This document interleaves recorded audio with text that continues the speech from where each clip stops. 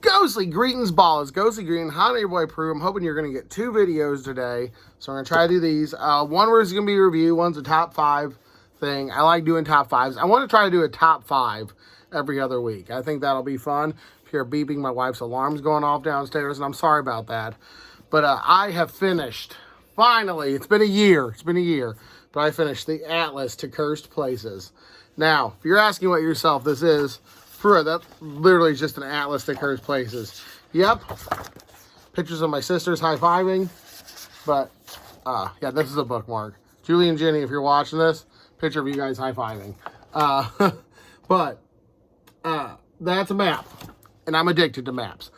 I love maps. Huge map porn enthusiast. If you know what map porn is, it's pictures of really good maps. And this was loaded with it. It's full from all around the world, which is cool. So it's like shipwrecks, haunted temples, stuff like that. So this took me a long time, though, because I got it as a birthday gift from my wife and her friend. And as soon as I got it, I flipped through it, and then I set it on on the end table next to the couch. Whenever my wife was watching something I personally was kind of not really into, or I know I'm sitting down on the couch getting ready and we're going to leave, and like, hey, we're going to leave in like 5 or 10 minutes. Instead of looking at my phone, I'd flip through this. And the other day, I had a bookmark.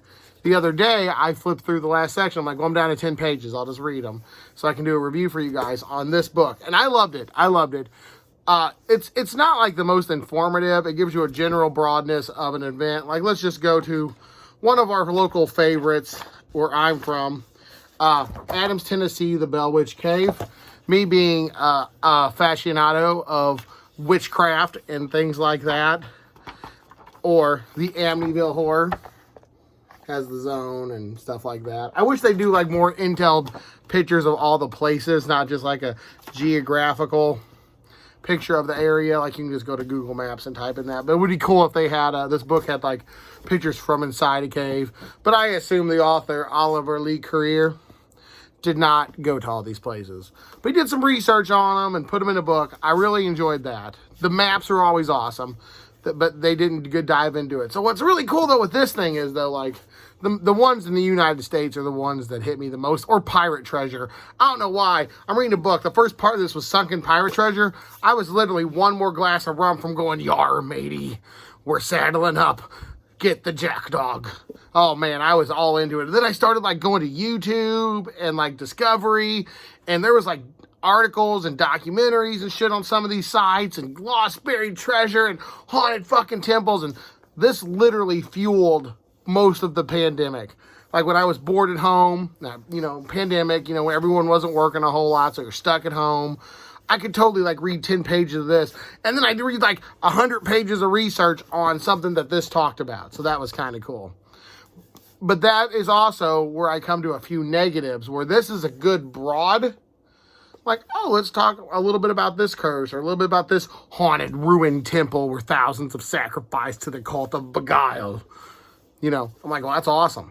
And this book did a good job as an overview, but I wanted more from some of these, and you're going to get that. I mean, you can read a book on top 100 hotels, and you're going to find a couple that in your head stick out. But when you get to that level where it sticks out, you're like, well, there's not enough in the book. And then you got to go do outside research and find books just on that hotel, or just on that shipwreck, or just on that abandoned cemetery. For me personally, well, that was the Bell Witch Cave. And I've been a fan of that for years. American Hauntings, stuff like that. I'm a big ghost hunter. So when I got into like the Bell Witch Cave stuff, I was maps, research, history, the practice on which that happened, in the 1890s and whatnot. And I was very freaking excited for that. So for that, I'm going to give it a 4 out of 5. It was a delicious appetizer to some haunted and cursed places around the world. However, it could have been a bit more detailed, especially with pictures from those locations. As good as you can. I understand underwater shipwrecks you can't get a picture of, but like you can easily Google images of a cave, or the Bell Witch Cave, or Amityville, and you could have inserted those into the book with a bit more about more immersion would have helped. As you're like reading it, you're like, oh, that's cool, and it tells you a bit about the story. But I think some pictures, especially from places that I've never been to, like Greece or the coast of like Havana for like pirate treasure, I think it would have been cool to have like pictures from that area or maps or old-timey drawings of that so I could get a bit more, you know, into it. But the Atlas of Cursed Places from Around the World was a fun read, something you leave on your coffee table, or I don't take my phone into the bathroom, so near the toilet, and as you're doing it too, you can just be like, oh, let's look up Amityville Horror. And, you know, it's Amityville. Let me see like I'm saying, like Amityville. It tells you like the location, got some maps, and then it's got like a couple pages of story, but then that's it. So it's a good overview, but it'll make you want more. It'll make you want more. It'll wet your whistle, but it doesn't satisfy your craving. But it's been your boy Prue, and I hope this has been an informative review of the Atlas of Cursed Places.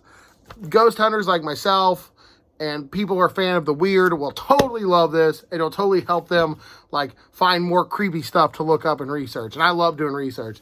So if you can tell me a haunted fucking wilderness, I can assure you that that'll be something I will look for the whole day. And, you know, when I'm at break or whatever, I only got like a half an hour, I might YouTube a video of people splunking that haunted cave or the history of the fallen ruins of Galatio, stuff like that. But it's been your boy Prue. Stay creepy. Go to creepy places. So we're going to make this last till 7. Big shout out to a bunch of my fans. Robert E., I just found your channel and you had a review for Prince of Thorns, which is a fantasy novel. It doesn't go with this review. I just thought I'd give you a shout out. Told you I loved your stuff. It's a good channel. He's a good channel. He's a good guy. If you like fantasy, I've only seen a couple of his fantasy videos, and he reads Joe Abercrombie, and Joe Abercrombie's awesome. And I found my copy of Richard Lamont's The Lake in an old Ouija board box. The devil.